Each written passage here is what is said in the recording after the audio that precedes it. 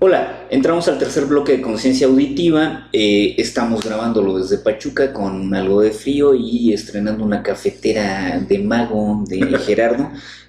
Saludo con mucho gusto a mi querido amigo Gerardo Laro Hierro. Yo, como siempre, mi buen amigo, el doctor Carlos Y Barramunda. como siempre, en el tercer bloque te damos nuestros correos electrónicos. El mío es gerardo-alvarado-hierro@hotmail.com. Y a mí me puedes escribir a barra-carlos@hotmail.com. Y estamos hablando de notas internacionales. La primera, bueno, hasta siempre comandante. Sí, finalmente fallece Fidel Castro el día de ayer a las 10 y tanto de la noche, tiempo de México, no sé qué hora sería tiempo de Cuba, y se acaba toda una página muy importante que protagonizó desde crear una ínsula del sistema socialista dentro de América Latina, uno de los primeros países en llegar por vía armada en América Latina a esto, y Fidel teje toda una historia. Fidel es de una familia importante de La Habana, dueños de ingenios azucareros, es un abogado, ¿no? Lleva a cabo la famosa revolución cubana, y después de todo esto viene todo este periodo álgido entre la URSS y lo que va a ser Estados Unidos en la época de la Guerra Fría, y Cuba está en esta instancia geopolítica.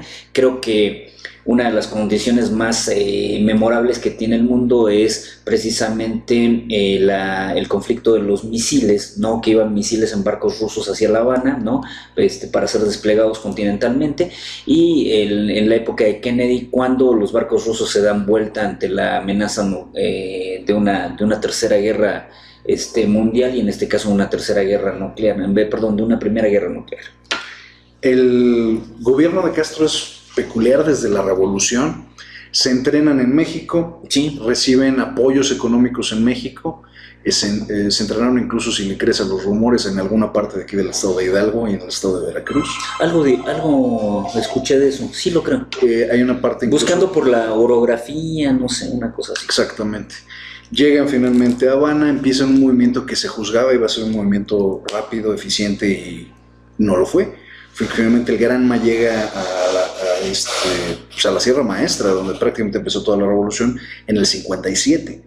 Y desde 57 hasta 59 prácticamente se echan casi los 3 años en una guerra de guerrillas que empezó con una docena de personas y que gradualmente fue juntando gente. Fulgencio Batista, por su lado, estaba vendidísimo con los extranjeros, tanto europeos como norteamericanos. Los norteamericanos tenían todo tipo de intereses en Cuba, entre convertirlo en el burdel de Estados Unidos. Claro, el cabaret. El cabaret de Estados Unidos, y era una idea que hasta ese momento, pues vamos a decir, funcionaba. Lo que después se intentó hacer con Puerto Rico, pero tampoco cuajó. Y finalmente Cuba queda en ese tránsito extraño. Cuando termina la revolución, se da una contrarrevolución, un intento de contrarrevolución, que nos lleva a Bahía de Cochinos, a la playa Girón, a lo que fue la resistencia de los cubanos, de los poderes imperialistas, y lo que el Che Guevara denominó el mayor éxito de la revolución cubana. Claro, porque el hecho de haber conjurado esta contrainsurgencia, finalmente lo que propicia es un fortalecimiento del gobierno de La Habana, ¿no? Y el gobierno de La Habana empieza ya a matizar lo que después va a ser una revolución socialista. Ahora, también si le crees a todas estas cuestiones de la historia un poco apócrifa, un poco subterfugio de la historia, podemos hablar de que a Fidel Castro se le intentó matar por lo menos en 30 ocasiones, sí, durante 6 periodos. Siempre lo señalaron, ¿no? Desde diferentes hipótesis de la CIA, los cubanos de Miami, que el mismo Kennedy, no sé, N cantidad de cuestiones. Hay algunos colaboradores de Fidel durante la época que mencionaron estos intentos de homicidio, algunos de ellos todavía durante la época de Kennedy. Hay uno de un discurso que va a dar él un poco de improviso a la Plaza de la Revolución, que bueno, la que se nombró en ese momento la Plaza de la Revolución. Y Fidel está dando un discurso y al parecer él se agacha para recoger unas hojas o se le caen los lentes, una tontería. Y hay una bala que impacta en un cristiano en la parte de atrás, se muere. No hay video, solo quedó en el anecdotario, pero vaya, a Fidel lo intentaron matar con balas, lo intentaron matar con una mujer que ahora se me olvida el nombre, pero era su amante o fue su amante de jóvenes. La mujer traía veneno que le había dado la CIA, además de cierto entrenamiento, para ir y matar a Fidel Castro en un beso de la muerte. Al parecer la mujer tenía o no veneno, vaya, en ella o en los labios, una cosa por el estilo, y se acabó matando ella misma. Junto con esto, intentos de bombas, hubo un globo aerostático que diseñaron en la CIA, y el globo iba a llegar hasta Habana e iba a soltar una especie de gas tóxico, un agente naranja, que lo que iba a hacer era que iba a dejar calvo a Fidel y iba a hacer que se le cayera toda la barba.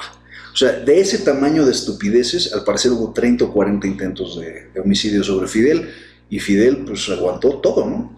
Estamos hablando que desde el 62, en el duelo de pistolas con Kennedy, hasta el 2016, son más de 54 años de aguantar prácticamente a una docena de presidentes norteamericanos, 2 invasiones, todas las recesiones, 3 crisis económicas, y Fidel ahí estaba.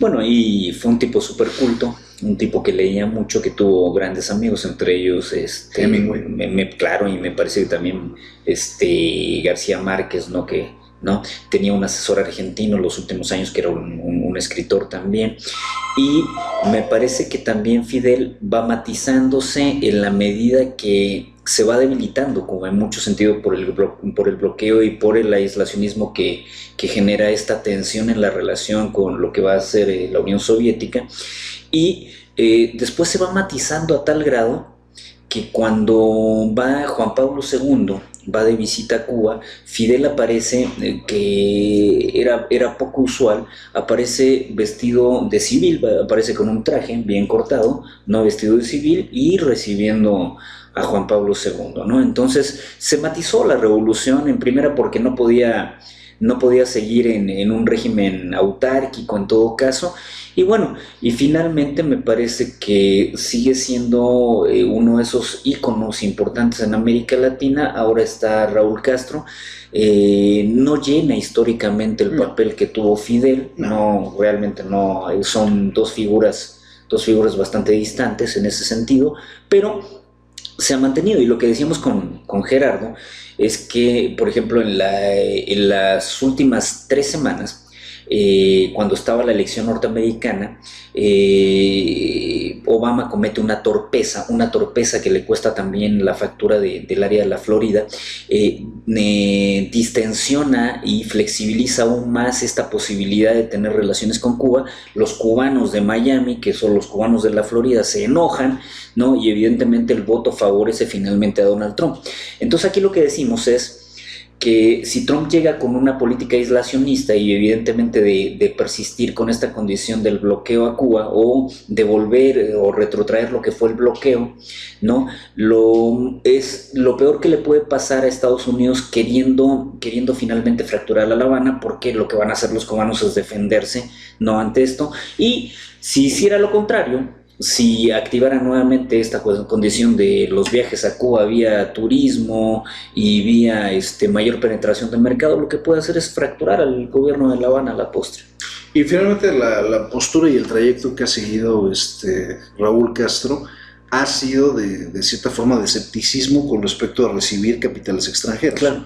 Porque si bien la política de Obama, aunque unilateral, el levantamiento del bloqueo ya tiene más de 8 meses. Uh-huh. Y en ese trayecto no ha habido realmente una inversión fuerte de capitales extranjeros en Cuba como se pudiera pensar. Hubieron cosas que pasaron. Por ejemplo, mientras duró el bloqueo, evidentemente América Latina se cierra. El único país que siempre reconoció que tenía un poco de mayor actividad con todo el peso de esta carga política era México, ¿no? Claro. Porque México se veía presionado por Estados Unidos, pero México le surtía en gran medida el petróleo que surcaba. Recordemos que no se produce una gota de petróleo ahí en Cuba, ¿no? Entonces México lo apoyó históricamente desde el cardenismo y tuvieron mucha relación, ¿no? Y el referendo que hace López Mateos durante los últimos años de su gestión, porque López Mateos finalmente abre esa última brecha, se revela un poco contra Estados Unidos y dice, bueno, sí, pero sí voy a tener relación. Claro, y en esta política de defensa a la no intervención de los pueblos, ¿no? La doctrina Estrada, la doctrina juarista. Entonces habían varios elementos de hermandad aparente, o hermandad o fraternidad con el pueblo de Cuba. Y Inclusive se hizo una especie de rima en donde decía mexicano y cubano son como hermanos. Entonces eso era lo que decían los cubanos, ¿no? O sea, queriendo dar a entender de este reconocimiento histórico, ¿no? Y una de las cosas que pasa también, empiezan a haber capitales españoles. Los españoles, dentro de esto que no les afectaba la postura de Estados Unidos, entre comillas, tienen alguna inversión por ahí dentro de Cuba, pero es mínima, ¿no? En relación. Pero lo que dice Gerardo también es muy interesante. O sea, si llevamos 8 meses de no bloqueo norteamericano y Cuba no ha intensificado esta posibilidad de recibir capitales, pues también quiere decir que sigue en este hermetismo, ¿no? Ni ha aumentado sus exportaciones. O sea, como para que dijéramos, Cuba, ¿qué tiene que presumir? Un sistema educativo altamente eficiente. Y un sistema de salud. Y un sistema de salud sí, altamente son como sus vanguardias. Pero, por ejemplo, algo que sabemos durante mucho tiempo, que a partir de los años 80 aproximadamente, la producción de la zafra de azúcar disminuyó en grado superlativo. Inclusive yo creo que también por esta cuestión de que saturas la tierra, ¿no? O sea, lo que cultivaban era caña de azúcar, y en determinado momento también tuvieron problemas de productividad, ¿no? Eso aunado también al hecho de que el azúcar de alguna ¿Qué otra cosa producen? Pues mira, o sea, son exportadores de banano. Son exportadores de banano, de café, por supuesto de habanos. Claro, habano y ron, que a lo mejor podría ser una industria. Es una industria multimillonaria. Claro. Y tiene una gran penetración, por ejemplo, el ron cubita de cubano, obviamente. En México es un lujo tenerlo. Y el histórico Habana, ¿no? El Habana Club. El Habana Club que ya no se hace en Habana. El Habana Club ya se hace en México. Ya, porque por ejemplo, ustedes tienen que saber, cuando viene la Revolución Cubana, Bacardi. Ricardo Bacardi, que era el dueño del Emporio Bacardi, se va a Estados Unidos, se lo lleva y a Puerto Rico. Claro, pero supuestamente, digo, yo no lo sé porque yo no bebo ron, supuestamente Habana Club estaba por encima de lo que podía hacer Bacardi, que Bacardi era como el hermanito menor de lo que podía ser la industria del ron en Cuba, ¿no? Sí, la diferencia fue que Bacardi tuvo 50 años para penetrar el mercado norteamericano como un producto alcohólico que te da el mismo punch, pero a un precio más razonable. Además, Bacardi sí hizo el juego de la mercadotecnia, por ejemplo. Hay una bebida de Bacardi que se llama 251 Proof. Esto, si lo divides entre 2, más o menos la regla, es 120 o 130 grados de alcohol puro Gay-Lussac. Es la forma de promocionarlo, es fuego en una botella. Sí, es una bomba. Es una bomba total. Sí. Es un cuádruple destilado de un ron de caña. Y tiene efectos muy fuertes. O sea, es tan nocivo el Bacardi que se vende en anforitas, nunca en una botella grande. Ahora, el exitoso siempre, el famoso puro Coiba, o sea, fue Coiba, Partagás, Richardson, Montecristo. Inclusive se llegó, o sea, en Estados Unidos también se comercializaba de alguna forma. Yo no sé si se triangulaba o cómo se hacía, pero muchos, inclusive hasta Schwarzenegger, aparecen en alguna película fumando algún puro cubano. No, es una cosa increíble. Incluso los puros cubanos, ostentarte con un puro cubano en Estados Unidos te ganaba automáticamente 6 meses a 3 años de prisión, solo por tener un producto de contrabando. Bueno, era tanto como cuando yo fui a Cuba y traer que el cubano tuviera moneda americana, tuviera dólares, también le podía garantizar una estancia. Una sentencia de 6 meses a 5 años, sí, claro. Totalmente. O sea, era cuco con nada. Sí. Sí, es muy complicado ¿Qué significa la muerte de Castro? O sea, finalmente, ¿qué es lo que trae inmediatamente para la vida en la isla? ¿Va a cambiar la vida en la isla? Yo creo que no, porque finalmente Fidel estuvo aquejado los últimos años, estuvo muy debilitado. Recordemos que tuvo vaivenes de enfermedad. 6 años. Y me parece que, si bien es cierto, podía tener mucho contacto con Raúl, es decir, finalmente las estelas del manejo del poder y la lógica misma de las relaciones de poder en Cuba me parece que no cambiaron en lo sustantivo, pero el discurso fue menor. de hecho el discurso, recordemos el discurso de Fidel era un discurso vehemente, anticapitalista constantemente, y el discurso de Raúl tenía esas estelas, pero no era con la vehemencia en primera, porque Raúl no tenía ni el carisma ni tiene el liderazgo que ejerció Fidel, ¿no?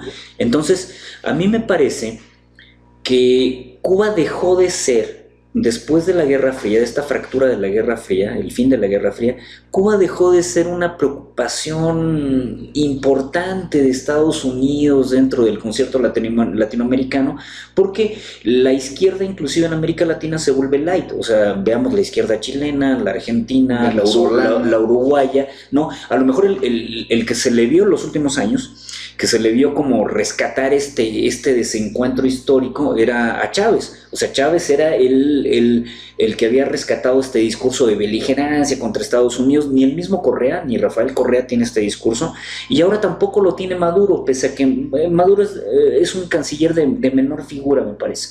Entonces, yo creo que lo que Estados Unidos va a tratar o debería tratar de tender, aunque no creo que lo haga con Trump, es finalmente reincorporar a Cuba al orbe del capital, ¿no? A ver si pudiera recuperarla, ¿no? Pero no se ve claro porque Trump no está en ese ánimo, ¿no? Trump está en el ánimo de poner el pie encima. Sin embargo, no fue uno de los planes ni de los proyectos que tiene para los primeros 100 días. No. Y como habíamos mencionado... Ahora, al núcleo cubano de Miami le gustó mucho el ascenso de Trump precisamente porque iba a mantener la tensión en contra de Cuba. No, y mantener finalmente en la pequeña Habana, en Florida, les iba a mantener finalmente la condición de refugiados, ¿no?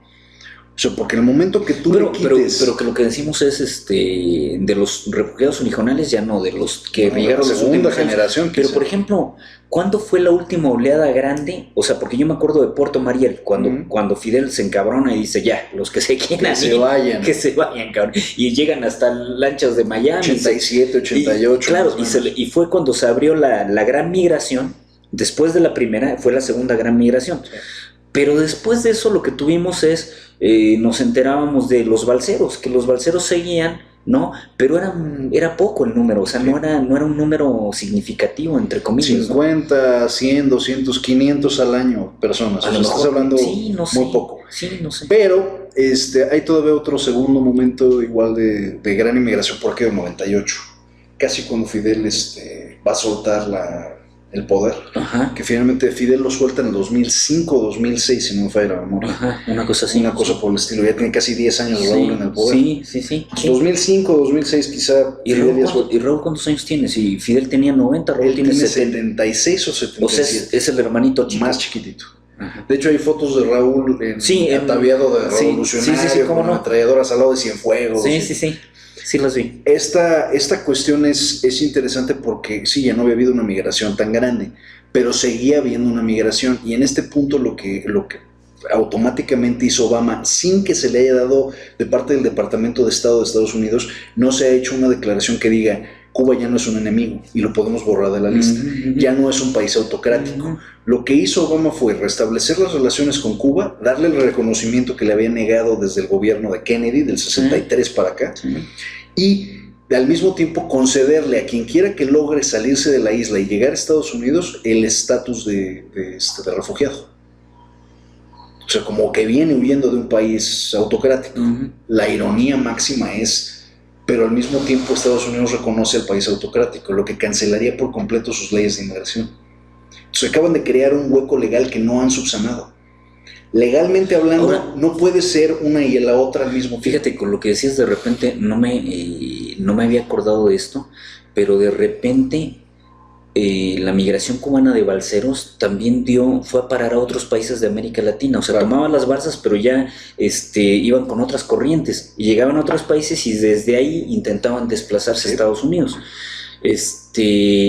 Pero algo muy importante, bueno, que me parece vital en todo esto, es que de repente también los gringos se han enojado, pero no solo con la migración cubana, por ejemplo, lo que está pasando ahora con la migración de Haití o de países africanos que transita por México, es que no está en una política de recibirlos, o sea, tampoco está como queriendo recibirlos. Entonces de repente dijo, bueno, el problema no es mío, no todo el que venga aquí va a ser recibido. Y finalmente también es un debate que tiene el norteamericano consigo mismo. O sea, la base de de la Estatua de la Libertad reza en letras de bronce: dadme a sus desprotegidos, a sus abandonados, a sus desposeídos, que aquí en esta tierra tendrán abrigo y tendrán hogar. O sea, si tú... Bueno, y esa es una frase acuñada en Francia porque fue una donación del gobierno de Francia. Pero ¿no? fue una frase que al final Estados Unidos creó... ¿Tú conoces la isla Ellis? ¿Has estado ahí? Y la idea de todo Estados Unidos como tal, como nación, fue construida sobre la migración. Y estamos hablando de finales de los 1800, mediados de los 1800. Y con esta idea libertaria de la emancipación de las 13 colonias. ¿Cómo se nos ocurre? Emancipación nobiliaria también. ¿Cómo se nos ocurre que 150 años después Estados Unidos dice se cierran las fronteras porque no tenemos cómo pagarles, no tenemos cómo mantenerlos? Creo que ha faltado ahí un poco de idea, o ha faltado un poco de voluntad. La idea es que a partir de los años 50 Estados Unidos ha estado gobernada por banqueros y por grupos hegemónicos torcidos, y de alguna u otra forma la idea de gastar más en seguridad social, gastar más en desarrollo de las personas, simple y sencillamente ya no alcanzó a la segunda mitad del siglo XX, simplemente se acabó. Claro, y golpeó el sueño americano también. El sueño americano se nos vendió durante los siguientes 50 años como una realidad, aunque ya no lo es. O sea, es un sueño que se ha ido difuminando en 50 años. No lo es. Lo paradójico del caso, que a mí me parece también bastante cuestionable, es que lamentablemente los migrantes, por ejemplo, los migrantes mexicanos, los migrantes centroamericanos, yo no sé hasta dónde llegue el hambre y hasta dónde llegue la miseria que han vivido, pero de repente cosas que no son importantes ni denotan mucho en Estados Unidos, como tener un automóvil de uso, Sí. ¿no? Ellos lo ven así como, como que llegaron a, no sé, a la luna o no sé, y a mí me parece poca cosa, ¿no? Poca cosa comprar un automóvil de uso, y no porque yo tenga el dinero, sino de todas maneras, como percepción social de éxito, yo no lo veo tanto, y de repente les cuesta trabajo porque los bienes inmobiliarios en Estados Unidos, ¿no? Tener una casa Es ridículamente caro. Claro, es caro. Entonces, de repente viven en campers, viven en terrenos, o rentan un departamento entre muchos. Hay gente que cree que el hacinamiento y la vida medio incómoda está en el interés social aquí en México. Eso no es necesariamente cierto, ¿eh? No. El interés social en Estados Unidos también es miserable. Sí, claro. Completamente miserable.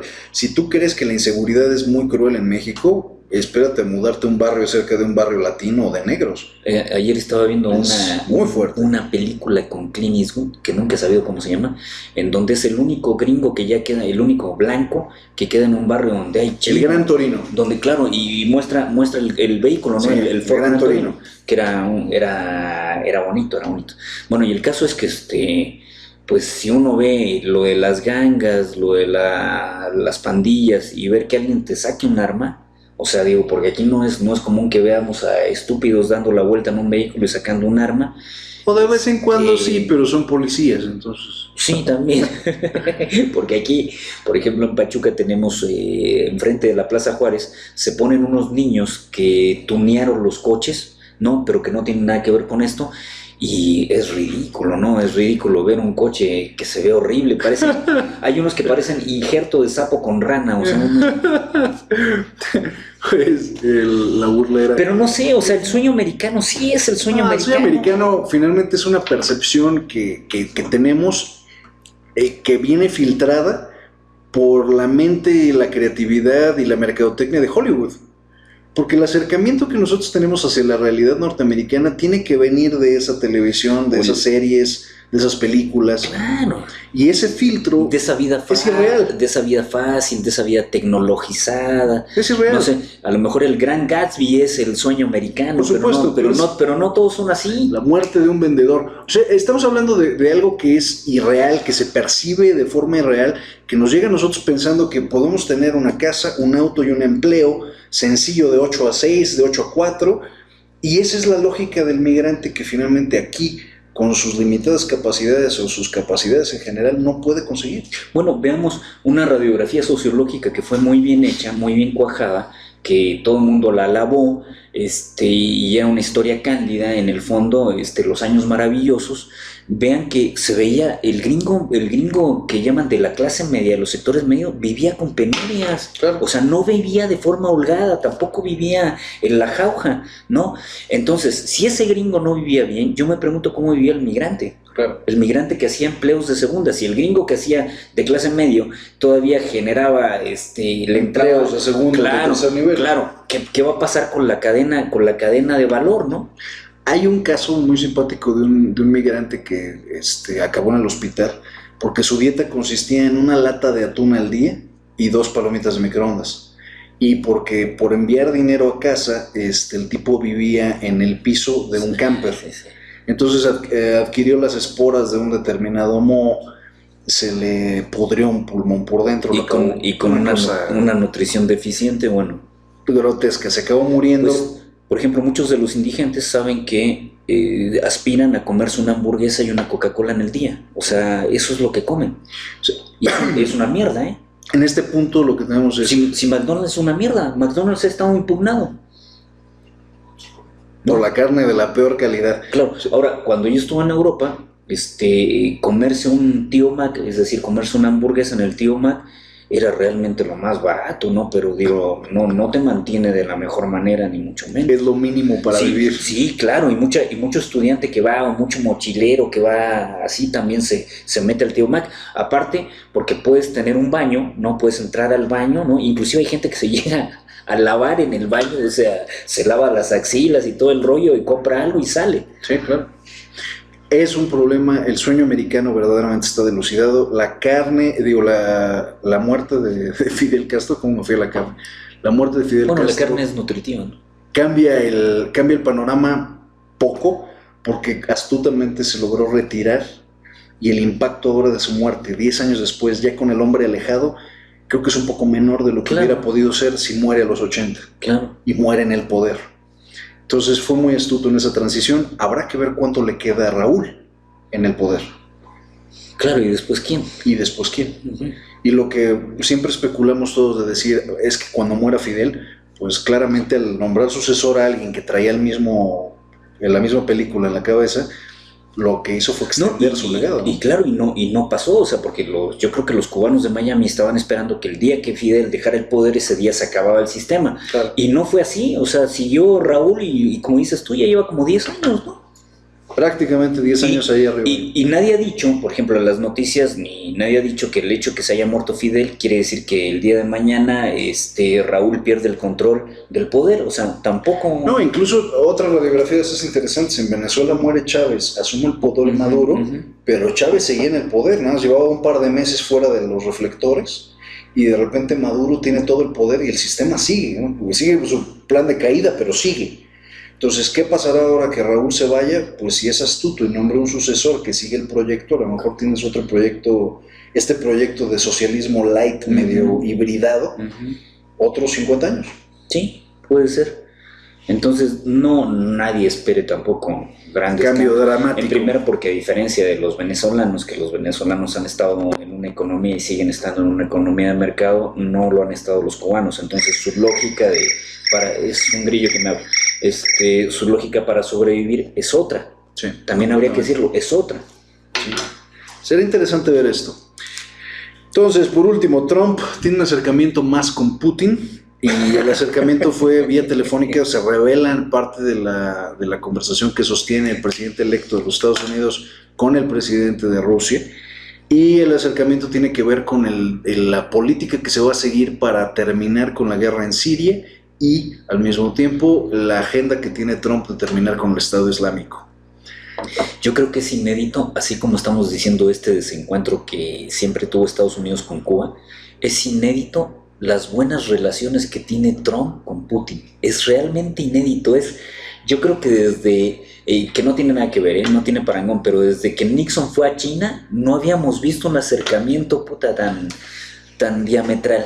Y uno de los biógrafos de Nixon, un tipo que se llama Ed Woodbury hace un análisis muy sofisticado de Nixon, y dice que Nixon abre relaciones con China porque lo que Nixon quería era ganar el Nobel. No había otro motivo. O sea, sí se iba a saber el Watergate, eso está bien, Pero Nixon quería ganar el Nobel antes de que se subiera el Watergate y antes de que hubiera otra cosa. O sea, él quería una gloria personal, una raya más al tigre. Mi pregunta sería, ¿hay algo de esto en Trump? Porque el único motivo por el que rompería Trump la política cerrada, terca y recalcitrante de política internacional que tiene Estados Unidos anti-Rusia, sería por una ganancia personal. Bueno, a mí me parece... ¿Hay negocios que quiera Trump en esto? Es un hombre de 73 años. Invertir en industria inmobiliaria es un hombre de 73 años. No estaría lejano. Rusia está sentado sobre el 70% de las reservas petroleras del mundo. No estaría lejano. O sea, en un momento dado, ¿es esto una estrategia más larga? No, a mí me parece que... ¿Personal? A mí me parece que lo que pasa con Trump y Putin es... Trump a lo mejor no lo dice, pero Trump admira a Putin. Admira esta verticalidad, lo férreo que ha sido después de la KGB, cómo se ha mantenido en el poder. Esas cosas le tienen que gustar y no tiene que estar mucho en la discusión esto de que si es un tipo emanado del régimen socialista o no lo es. O sea, lo que le agrada es la figura de Putin. Eso me parece que está ahí. Ahora, me recuerda mucho que una vez Pinochet habla del ejército alemán y los tacha de maricones. Entonces, el gobierno alemán pone una especie de queja y le pide al agregado militar que vaya a hablar con Pinochet, ¿no? Y evidentemente la recepción no pasó al dominio público, pero lo que se decía en Chile como broma es que lo que tiene que haber discutido es que llegó el agregado militar alemán a hablar con Pinochet y le dijo: sí, mi general, tiene razón, estos son todos unos maricones, ya no matan judíos, ya no son cabrones como eran en la Segunda Guerra Mundial, ahora son putos. No, usted tiene razón, ¿no? Dice, yo voy a decir que usted se disculpó, pero en términos reales son maricones. Bueno, lo mismo pasa aquí. O sea, esta fascinación distante con las figuras autoritarias me parece que empatizan con Trump. O sea, a Trump le gusta mucho esta verticalidad, no delegar. No creo que Trump tenga un trazo de humildad lo más mínimo, pero sí un hambre de reconocimiento y de poder. Claro, ahora no me extrañaría si le dieron a Juan Manuel Santos, al pendejo, le dieron el premio Nobel. ¿Por qué no a Trump? Y no había concretado nada, ¿por qué no a Trump? Eso es interesante. Claro, imagínate que se lo dieran, que sería el colmo de la mentada de madre, que se los dieran a los dos, a Putin y a Trump, y dijeran, pacificaron finalmente el área. Claro, no en un esfuerzo bélico, en un esfuerzo armamentista, sino a lo mejor nada más pacificaron, quitaron a Bashar al-Assad y se acabó la dictadura. Y sería interesante ver esa parte. No, sería brutal. Estaremos pendientes de qué hace el señor Trump. No me extrañaría. Bueno, los dejamos con Queen. Este es el grupo más marica de la historia, hablando de maricas. Y próximamente se va a hacer una película sobre Freddy. El actor sí iba a ser Sacha Baron Cohen. Espero que nadie le moleste, pero era putísimo el Freddy. Putísimo. Pero era un tremendo cantante. El video que tú me muestras de una canción donde está vestido como una mujer encerando. I want to break free. Ahorita nos vamos a dejar con una canción muy astuta que se llama The Show Must Go On. El show debe continuar. Un clásico que explota mucho las cualidades de barítono que tenía este hombre. O sea, tiene un vozarrón tremendo. Sí, ¿se acuerdan cuando hubo una como que era una rapsodia? No me acuerdo. La Rapsodia Bohemia. Sí, que eran voces impactantes, ¿no? Son como el antecedente del Divo, del Diablo y de todos los demás. O sea, una cosa así. No, una cantidad de fusiones. Barítonos, ¿no? No, una cantidad de fusiones y de muy elegante música. Aunque ustedes no lo crean, fue un grupo hiper exitoso, así, hiper exitoso. Queen fue súper exitoso. ¿Quién no lo ha escuchado, aunque sea diferidamente? En solo 8 años lograron una fama internacional. No, tremendo. Y todos les gustaba la carne cruda. Valga la expresión. O tenían hábito de morder almohadas.